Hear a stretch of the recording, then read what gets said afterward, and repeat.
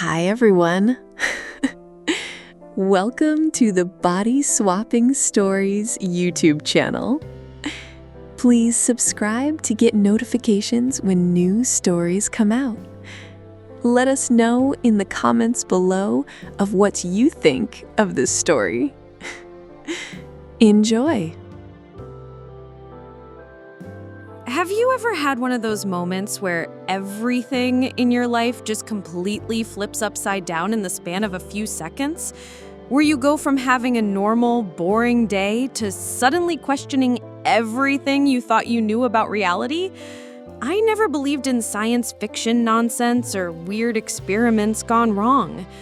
I'm Keon, I'm 20 years old, and a week ago, my entire world became the most twisted, confusing mess imaginable. It started completely normal. Dan had come to visit for our semester break. We're both home from college for the week, and since we've been best friends since middle school, his parents were cool with him staying at my place instead of going home to his parents' house in another state. My parents love Dan. They've always treated him like a second son, so having him over for the whole week was totally routine. We were hanging out in my room Monday afternoon, probably playing some stupid mobile game and talking about girls from our dorm.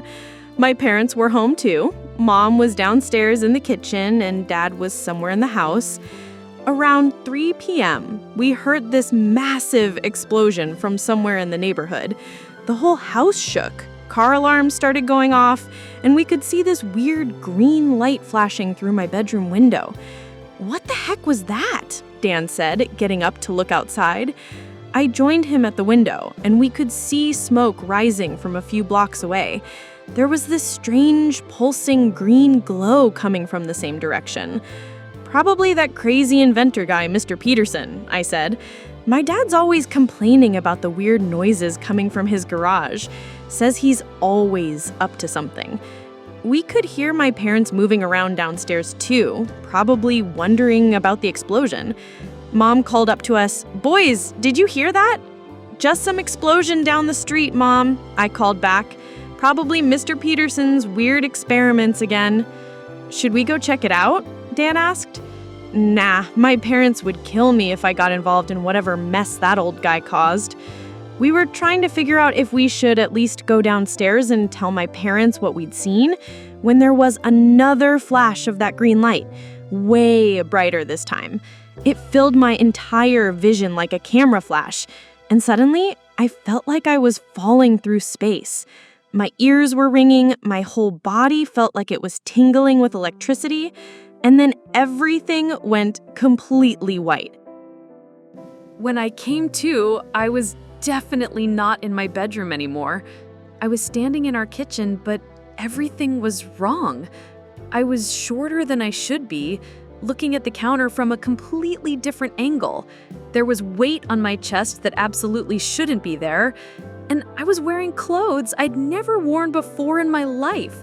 A soft floral blouse and jeans that fit completely wrong on my body. I looked down at myself and nearly screamed. 2 large breasts were pressing against the fabric of the blouse. My hands flew to my chest in shock. They were real, soft, warm, and definitely attached to me. But these weren't my hands either. They were smaller, more delicate, with painted nails. "What the?" I started to say, but the voice that came out wasn't mine. It was higher, more feminine, with an accent and inflection I knew all too well. It was my mother's voice coming out of my mouth. I rushed to the hallway mirror and stared at my reflection in complete, horrifying shock. My mother's face stared back at me, her dark hair falling in waves around her shoulders, her brown eyes wide with terror. Her mature features that I'd seen every day of my life, but never from this angle. I touched my face with her hands, watching the reflection move with me, confirming this nightmare was real. I was in my mom's body. From upstairs, I could hear shouting and confusion, my own voice coming from what sounded like my room, saying things in her usual worried tone and mannerisms. I ran upstairs as fast as I could in this unfamiliar body, my new hips swaying in ways I wasn't used to, the weight of my breasts bouncing with each step. When I got to my room, I found two people who looked like me and Dan. My own body was sitting on the bed, but moving and speaking exactly like my mother always did. "I don't understand what's happening," she said in my voice, but with her familiar worried tone and mannerisms. "One minute I was making dinner, now I'm in Keon's body." And Dan's body was standing by the window, but gesturing and moving exactly like my father does when he's stressed. "This is impossible," he said in Dan's voice, but with my dad's way of speaking and body language. "I was working in my office and suddenly I'm Dan." They both looked at me when I entered, and I could see my parents' familiar expressions on our faces. "Mom? Dad?" I said hesitantly. My mother, in my body, gasped when she saw me. "Keon? Oh my goodness! Is that really you? You're in my body." "And you're in mine," I replied, the horrible reality sinking in. The person in Dan's body, my dad, was looking back and forth between us. "I don't understand. If you're Keon, and you're in your mother's body, and she's in yours, then where is Dan?" That's when I realized I had no idea what had happened to my best friend. "Where's Dan?" I asked frantically. "If you're in his body, Dad, then where did Dan end up?" My dad, speaking through Dan's mouth, looked confused. "I don't know. I was in my office when that flash happened, and then suddenly I was here, in his body." "Wait," I said, the pieces starting to come together. "If Mom's mind is in my body, and Dad's mind is in Dan's body, then Dan must be..." That's when my dad's body suddenly entered my room in a state of panic. "Keon!" Dan screamed as he looked into the direction of my mom, who is currently inside my old body. "I became your dad!" I answered from the other direction. Dan, that's my mom in my body. We all swapped, and now I am in my mom's." It took us about 20 minutes of shouting and confusion to figure out what had happened. The explosion at Mr. Peterson's house had somehow swapped all of our minds around. I was in my mom's body, Dan was in my dad's body, my mom was in my original body, and my dad was in Dan's body. We were all body swapped with each other, and none of us had any idea how or why. "This is impossible," my mom kept saying from inside my body. "People don't just switch bodies. This can't be real." "Well, it's happening," my dad replied. "We need to figure out what to do about it." Dan, speaking through my father's mouth, was staring at me with wide eyes. "Keon, you're really in your mom's body. This is so weird." "Tell me about it," I replied in my mother's voice. "Everything feels completely wrong." My parents were understandably freaking out. Being suddenly trapped in 20-year-old bodies was almost as disorienting for them as being in middle-aged bodies was for us. My mom kept looking at her hands, my hands, and shaking her head in disbelief. It took most of the rest of the day for us to get any real information about what had happened. My dad, using Dan's body, called around to neighbors and friends, and slowly we pieced together the story. Mr. Peterson's experimental machine had malfunctioned and somehow swapped the minds of everyone in about a 6-block radius. Dozens of families were dealing with the same nightmare we were. The good news was that Peterson thought he could fix it. The bad news was that his equipment was completely destroyed and it would take at least a week to rebuild everything. A week. 7 days stuck in my mother's body while my best friend walked around in my father's. That first evening was absolutely surreal. We tried to have dinner together, but everything was wrong. I was sitting in my usual spot in her body while she sat in mine. My dad was at the head of the table in my best mate's body while my Dan sat in next to me. The conversation was stilted and weird. My parents kept forgetting they were in different bodies and would try to do things they couldn't do anymore. My mom tried to reach for something high up and was surprised by suddenly being my height. "This is going to be a very long week," my mom said, and we all agreed. That night, we had to figure out sleeping arrangements. Obviously, my parents couldn't sleep in the same bed when they were in mine and Dan's bodies.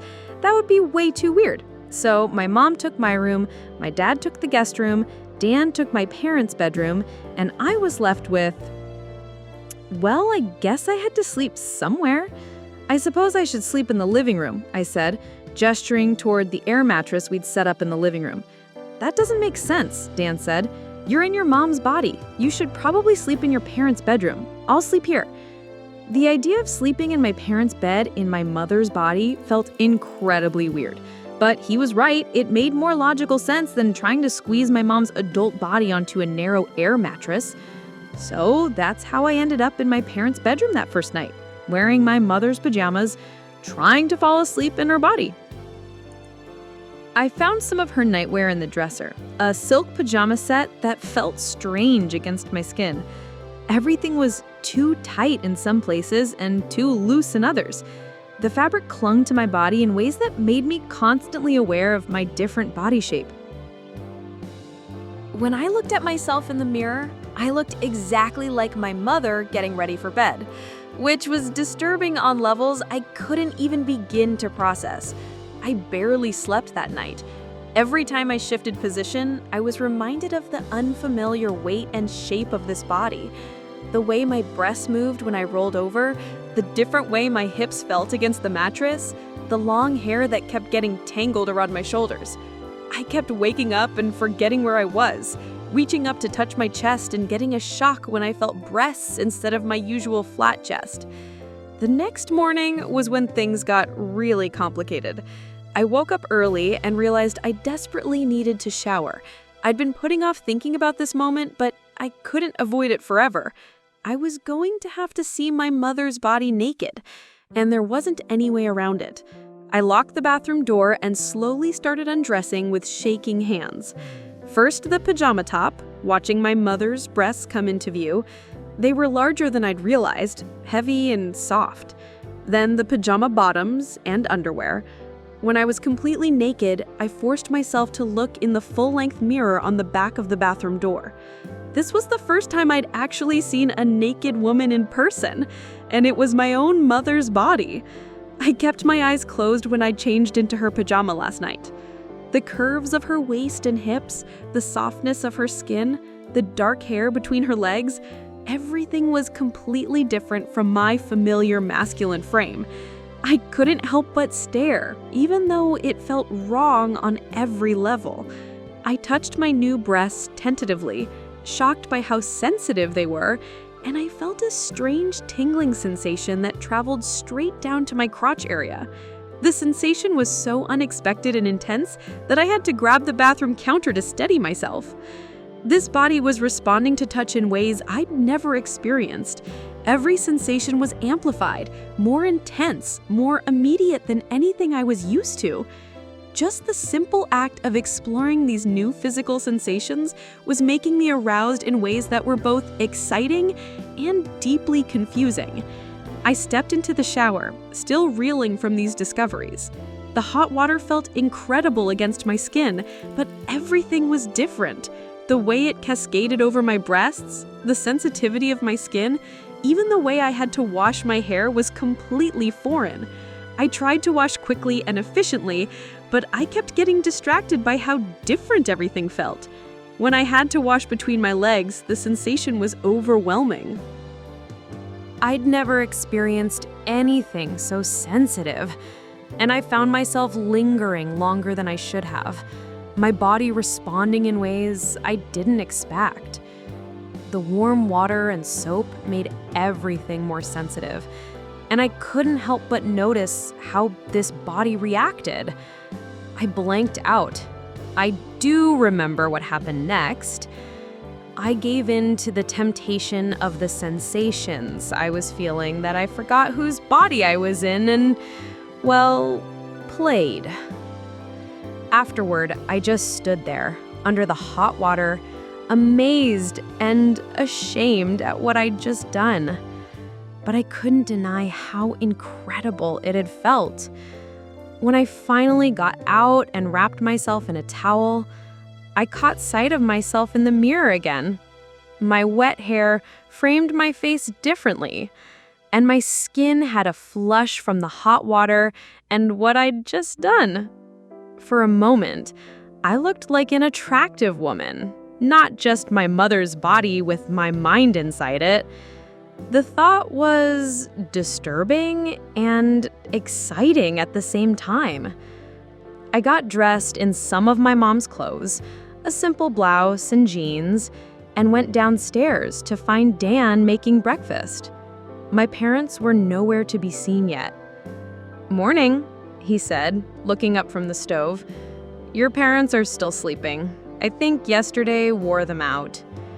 "Yeah, this is all pretty overwhelming," I replied, sitting down at the kitchen table. "Sleep okay?" "Terrible," he admitted. "Your dad's body is so much bigger than I'm used to. Everything feels weird." When Dan looked at me, something changed in his expression. He stared at me for a moment longer than normal, his eyes taking in my appearance in a way they never had before. "What?" I asked. "Nothing. It's just, you really look like her now. Like, exactly like your mom. It's messing with my head." "I know what you mean," I said. "Seeing you in my dad's body is equally weird." But there was something else in the way he was looking at me, something that made me more aware of how I looked, how this body appeared to him. I found myself sitting up straighter, unconsciously adjusting my blouse. We ate breakfast mostly in silence, both of us processing the weirdness of the situation. When my parents finally came downstairs, my mom and my body, my dad and Dan's, they looked exhausted and confused. "I don't know how you boys sleep in those tiny beds," my mom complained. "And this body has so much energy. I was awake half the night." "At least you're young again," my dad replied. "I keep trying to do things and forgetting I don't have my usual strength." We spent most of that second day trying to establish some kind of routine while we waited for news about when the machine might be fixed. My parents were handling the situation as well as could be expected, but it was clear they were struggling with being in our bodies. By afternoon, they'd decided they needed to go out and help out with the repairs. "You boys will be okay here by yourselves, right?" my mom asked. "We'll be fine," I assured her. "Just try not to do anything stupid," my dad added. "And if anyone comes by, try to act normal." After they left, Dan and I were alone in the house for the first time since the swap. The atmosphere immediately felt different, more relaxed, but also more charged somehow. "This is so weird," Dan said, flopping down on the couch. "I keep forgetting I'm in your dad's body until I catch sight of myself in a mirror." "Tell me about it," I replied, sitting down next to him. "Everything about this body feels wrong, but also, I don't know, different." "Different how?" I hesitated, not sure how much I should share. "It's hard to explain. Everything is more sensitive, more responsive." Dan looked at me with curiosity. "What do you mean?" "Like, this morning in the shower, I was just trying to wash, but everything felt so intense. I ended up, well, you can probably guess what happened." "You really?" Dan asked, his eyes widening. "Yeah, and it was incredible. Way more intense than anything I've ever experienced." Dan shifted uncomfortably, and I could see that my admission was affecting him. There was definitely tension building between us. "That's wow," he said. "I mean, I guess that makes sense. Women's bodies are supposed to be more sensitive, right?" I guess, but it's driving me crazy. I can't concentrate on anything because I'm constantly aware of these sensations. We sat in silence for a moment, both of us processing what I just shared. I could feel Dan looking at me differently, and I was becoming more aware of how I looked to him. That evening, I decided to experiment a little more with my appearance. Instead of just throwing on whatever clothes were convenient, I went to my mom's closet and started looking through her things more carefully. She had some nice clothes, dresses I'd never paid attention to before, blouses that were more fitted than what I'd been wearing. I picked out a white tank top that was tighter than anything I'd worn so far, and a pair of jeans that hugged my new curves more closely. When I looked in the mirror, I was surprised by how good I looked. Not just like my mom, but like an attractive woman in her own right. The tight tank top showed off my breasts, and the jeans emphasized my hips and rear in ways that made me feel confident and feminine. When I went downstairs to where Dan was watching TV, his reaction was immediate and obvious. He did a double take when he saw me, his eyes moving from my face to my body and back again. "Wow," he said, "you look different." "Different how?"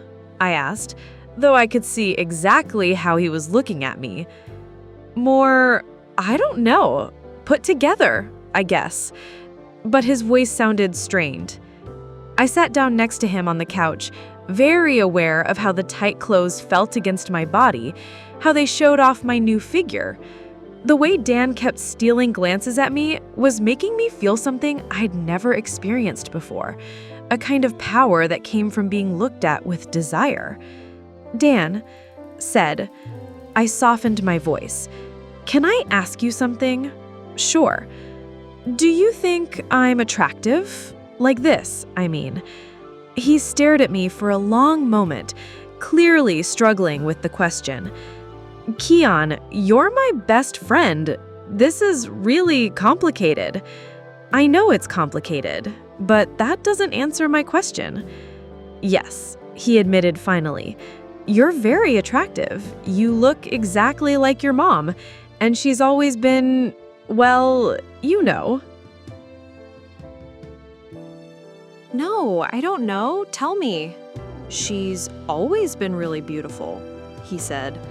"I mean, I never said anything because she's your mom, but yeah. And now you look just like her." The admission hung in the air between us. I could see the conflict in his expression. He was attracted to what he was seeing, but he was also struggling with the fact that it was me, his best friend, in this body. "What if I told you that I've been thinking about you differently too?" I said. "What do you mean?" "I mean that being in this body is changing how I feel about things. About you." I moved closer to him on the couch. "I keep having these thoughts, these feelings that I never had before." "Keon," "I'm serious, Dan. This body responds to you in ways I don't understand. When you look at me like you're looking at me right now, I get wet. I can't help it." His breathing changed, becoming faster and more shallow. I could see the effect my words were having on him. "This is crazy," he said, but he didn't move away. "Everything about this situation is crazy, but that doesn't make these feelings any less real." I reached out and touched his hand, my dad's hand. Even that simple contact sent a thrill through me that I'd never experienced before. I think about what it would be like, what it would feel like if we what? If we stopped pretending this isn't happening and just gave into it. Dan stared at me for a long moment, and I could see his resolute wavering. The tension between us was becoming impossible to ignore. "You're my best friend." "I know, but right now, I'm also a woman who wants you more than I've ever wanted anything." That seemed to break the last of his resistance. He leaned toward me, and I met him halfway, our lips coming together in a desperate, hungry kiss. The sensation was unlike anything I'd ever experienced. My whole body came alive at his touch, every nerve ending singing with pleasure. I kissed him back desperately, my arms wrapping around his neck, pressing my body against his. When we finally broke apart, we were both breathing heavily. "We should stop," he said, but his hands were already moving to my waist, pulling me closer. "I don't want to stop. I need this, Dan.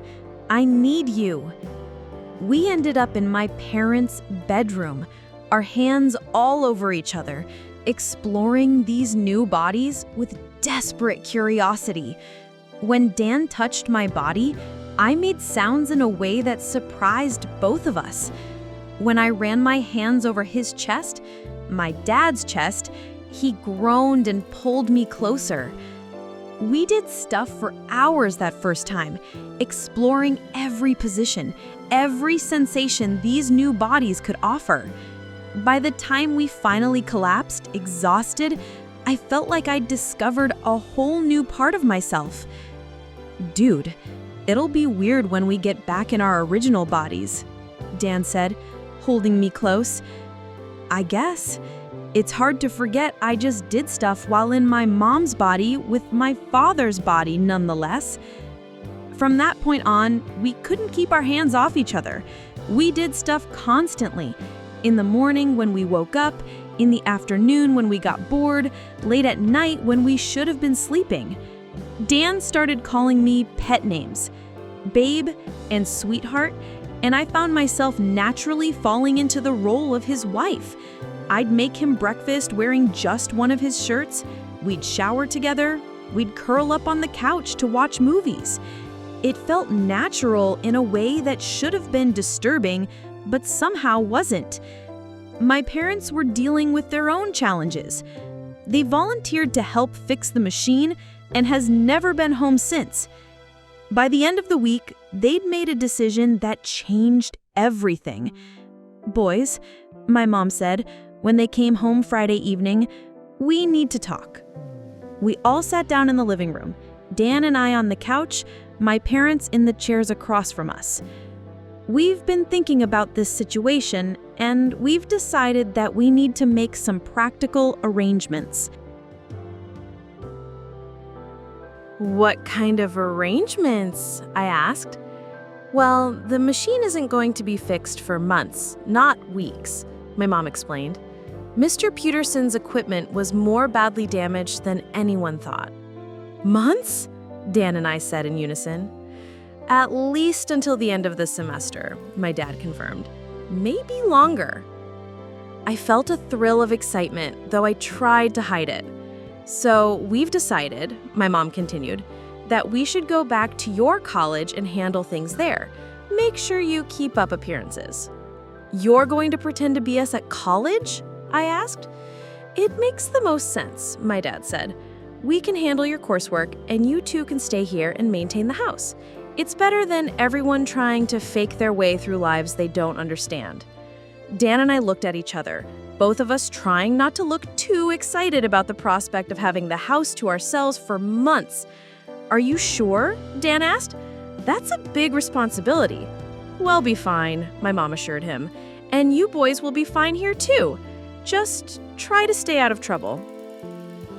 They left the next morning, taking our car and heading back to our college cities away. Dan and I stood in the driveway, waving goodbye, trying to contain our excitement. The moment their car disappeared around the corner, Dan grabbed me and spun me around, both of us laughing. "I can't believe it," he said. "We have the house to ourselves for months." "I know," I replied, kissing him deeply. "I've never been so happy about anything in my life." That night, we celebrated with champagne from my parents' wine collection. We toasted to our bizarre situation, to our unexpected relationship, to the incredible twist of fate that had brought us together like this. "You know what's funny?" I said as we lay in bed afterward, my head on Dan's chest. "What?" "I hope they never fix that machine." Dan kissed the top of my head and pulled me closer. "Me too, babe. Me too."